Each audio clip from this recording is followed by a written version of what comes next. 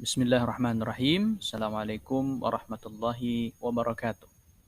Insyaallah hari ini kita akan masuk dalam bab yang baru, bab 30. Tajuknya Maruah Diri Cerminan Pribadi, Pendidikan Islam tingkatan 1 pada muka surat 179. Baik, kita pergi kepada isi kandungan apa yang akan Anda pelajari dalam bab ke-30 ini. Yang pertama, maksud menjaga maruah diri. Yang kedua, kewajiban menjaga maruah diri. Yang ketiga, cara menjaga maruah diri. Yang keempat, panduan percakapan dan tingkah laku bermaruah. Yang kelima, contoh tingkah laku bermaruah. Dan yang terakhir, akibat tidak menjaga maruah dan hikmah menjaga maruah. Ada 6 sahaja yang akan Anda pelajari dalam bab ke-30 ini. Baik, bismillahirrahmanirrahim. Kita pergi kepada yang pertama, maksud menjaga maruah diri. Maruah diri berasal daripada perkataan muru'ah dalam bahasa Arab yang bermaksud keelokan pribadi. Jadi, maruah diri maksudnya keelokan pribadi. Maksud menjaga maruah diri ialah usaha memelihara diri daripada melakukan larangan Allah Subhanahu wa taala dan perkara yang boleh mencemarkan kehormatan diri, keluarga dan masyarakat. Jadi, apa-apa usaha kita untuk memelihara diri daripada melakukan larangan Allah Subhanahu wa taala itu dipanggil menjaga maruah. Baik, seterusnya. Kewajiban menjaga diri dan maruah. Apabila kita lihat dalam hadis Nabi Sallallahu Alaihi Wasallam, maka akan kita dapati terdapat suruhan baginda untuk menjaga diri dan maruah.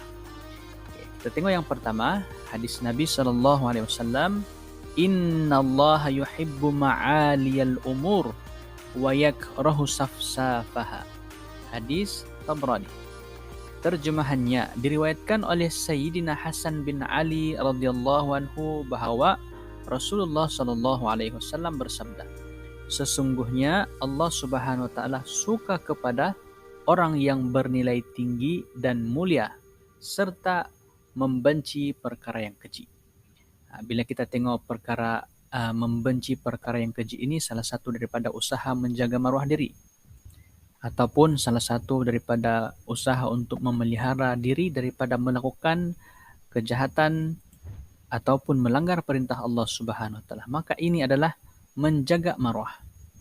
Yang kedua, ini adalah kata-kata daripada Sayyidina Umar Al-Khattab. Kata Sayyidina Umar Al-Khattab, karamul mu'mini taqwahu wa dinuhu hasbuhu wa muru'atuhu khuluquhu. Terjemahannya, melalui kata-kata Sayyidina Umar Al-Khattab, kata beliau, kemuliaan seseorang mukmin terletak pada ketakwaan, agama pada nilai diri dan maruah pada akhlak. Kesimpulannya ialah hadis ini yang dua tadi ini menjelaskan bahwa muslim yang bermaruah ialah orang yang mempunyai akhlak yang baik, menjaga pergaulan dengan orang lain, mempunyai kepribadian yang mulia dan disenangi oleh masyarakat. Baik, seterusnya. Yang kedua, cara kita menjaga maruah. Baik, penjagaan maruah diri ini boleh dilihat dengan 3 aspek. Yang pertama, penampilan berpakaian.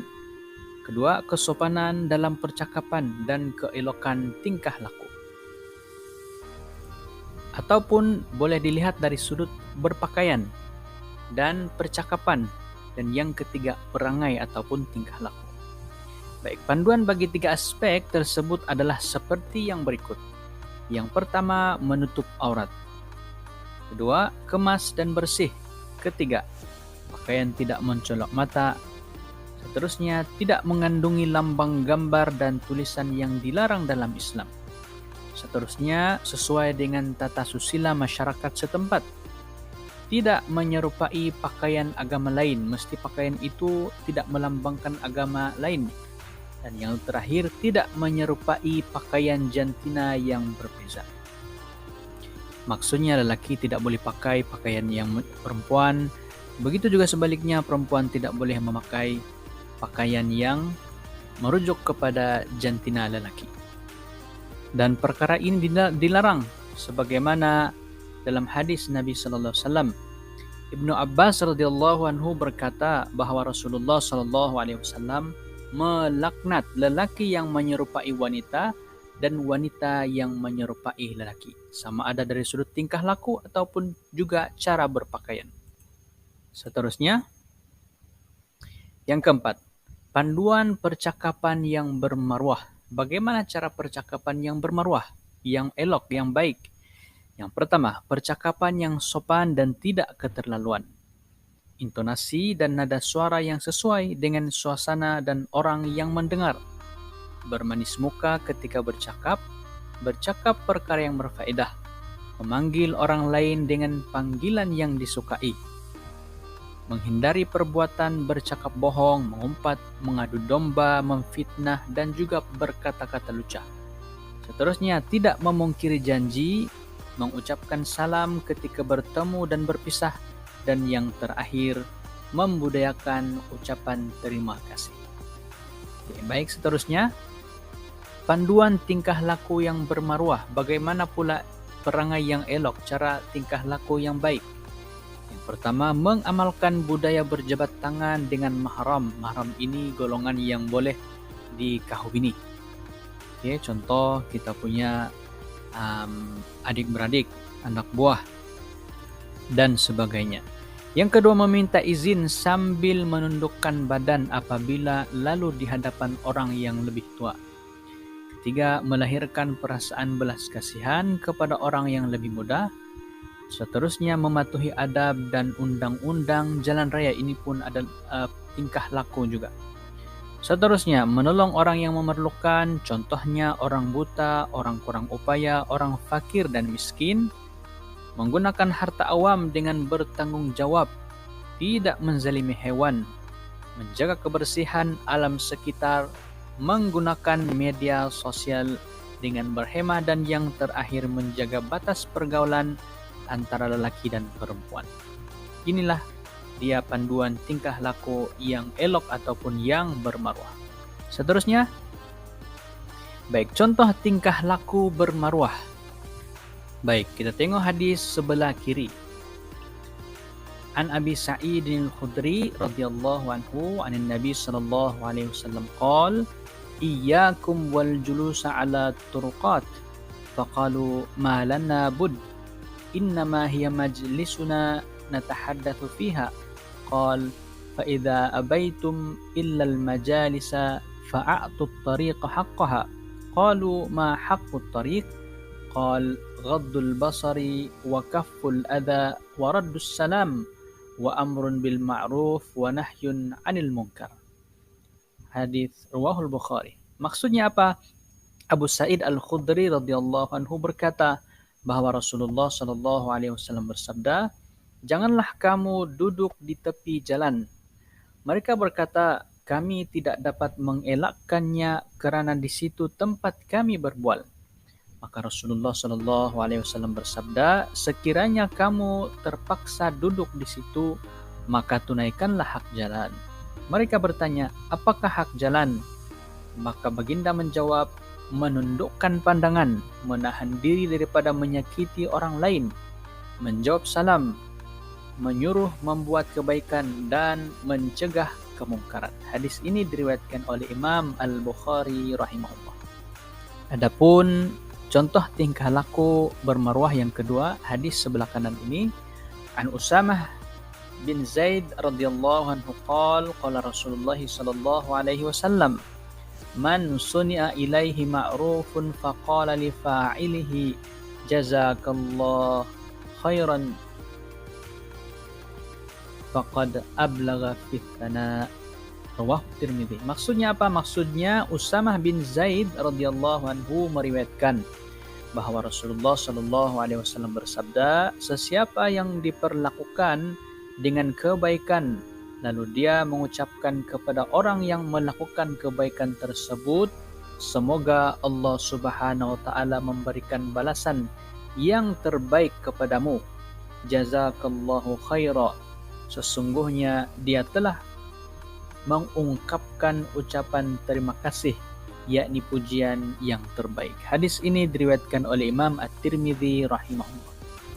Jadi dalam hadis ini mengandungi pelbagai contoh tingkah laku bermaruah sebagai panduan kepada kita dalam kehidupan. Baik, yang terakhir, kita pergi kepada yang terakhir. Akibat tidak menjaga maruah dan hikmah menjaga maruah. Di bawah ini adalah lirik kepada dikir barat. Baik, kita tengok di sebelah kiri paling atas. Marwah, oh marwah, mari kita menjaga marwah.